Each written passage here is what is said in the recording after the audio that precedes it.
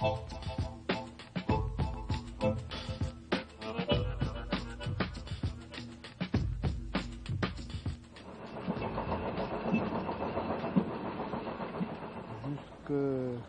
l'invention du cinéma, disons, il y avait les arts du temps et les autres.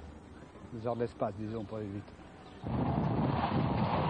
Et les arts du temps, finalement, ça se résumait à quoi? À la musique, au théâtre. Mais ça, c'était plutôt l'art dramatique, mais enfin, la durée avait un certain sens.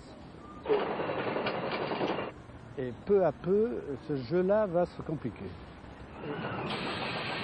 Dans tous les arts, hein, on essaie de faire intervenir tous les sens. Le sens tactile, l'odorat, le goût. On essaie de faire intervenir à bientôt, il doit bien y en avoir, des peintures à lécher. On peut dire la peinture de Francis Bacon, c'est une peinture figurative, mais en même temps elle est très abstraite aussi, parce que justement en isolant ces personnages, il leur configure dans un espace précis, et alors il devient figural. Attention, coupe. Redemande-moi tout de suite. Un chorégraphe, c'est des années d'apprentissage, et je ne pense pas qu'on arrête d'apprendre. Et c'est un art qui a évolué d'une manière extraordinaire et qu'on a pu aller vers le cinéma, vers la littérature, vers les arts plastiques et amener de tout ça une nourriture encore pour la danse. Et ça, ça donne toujours encore des ouvertures.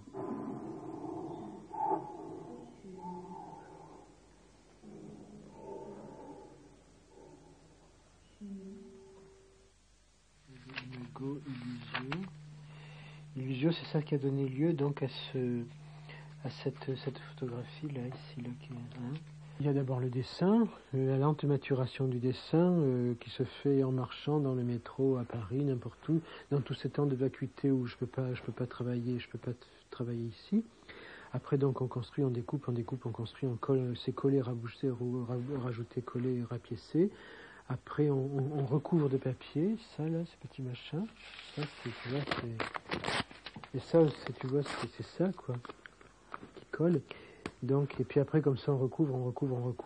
Et puis après, on peint.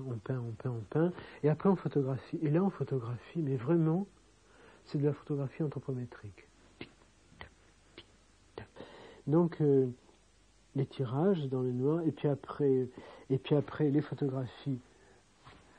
On en rajoute encore une couche, donc là, après, longtemps, quelques mois plus tard, ou un mois après, on ouvre les rideaux, on revient à la lumière normale, et là, on peint les photographies, on les les barbouille, on les rebarbouille comme on a barbouillé les objets aussi, toujours du noir. Pom-pom 1, pom-pom 2, pom-pom 3. Voilà, finalement, une œuvre photographique, c'est quoi? C'est 100 photos. Allez, 100 bonnes photos, d'accord? 100 bonnes photos, c'est bien quand même. C'est pas mal, 100 bonnes photos. Une photo, c'est quoi? C'est 1/100 de seconde. La prise de vue, 1/100. Un hippopotame, 2 hippopotames, 3 hippopotames. Une photo, quand tu déclenches, bon, tu déclenches au centième. C'est-à-dire que 100 photos, c'est quoi? C'est 1 seconde. Pour parler d'architecture, il faut faire appel à un autre sens. Il faut se promener dans le bâtiment. Il faut passer entre les colonnes pour monter les escaliers et jouer entre ce mouvement du corps et le regard. Il y a comme ça un jeu de ping-pong qui s'installe. Bruxelles, elle a été un contre-modèle au niveau urbanistique. Les gens qui la traversent ne la comprennent pas. Ce qui est intéressant dans cette ville, c'est qu'elle nous oblige à changer de focale. On ne peut pas faire de grand angle. Il faut travailler sur de la macro-photographie, et humain, et aussi urbanistique, et je dirais même architecturale. Ce qui est beau, c'est même pas toujours les façades, mais c'est parfois un détail dans une façade.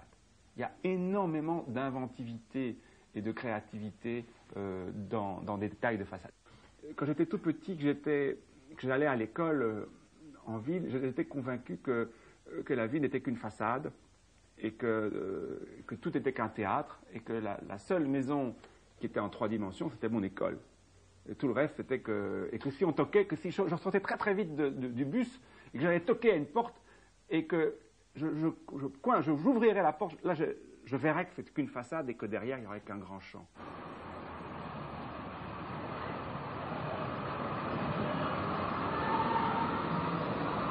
Je me disais dans les tramways, peut-être qu'on pourrait, que les vitres pourraient être en liaison avec ce qu'on voit. C'est-à-dire qu'il pourrait y avoir des projections ou que l'image pourrait se transformer par rapport aux maisons qu'on voit. On pourrait se nourrir de toutes les histoires et de toutes les couches, toutes les mémoires qui sont accumulées dans cette ville. Les villes sont c'est des millefeuilles de mémoire, hein, c'est des espèces d'accumulation de toutes ces strates, toutes ces vies qui se sont comme ça, qui ont passé à travers. Moi j'adore quand on est dans une pièce, il y a le papier peint, on voit tous les anciens, parfois on voit des journaux qui datent du début du siècle, et il y a un moment d'émotion là-dedans. Donc comment arriver à créer de l'émotion?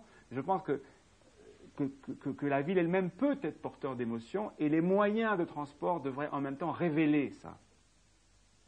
On n'est pas obligé de définir les arts, de les encadrer, de dire voilà, il y en a un qui s'arrête là, et là c'est un autre qui commence. C'est de moins en moins perceptible, quand même au cinéma.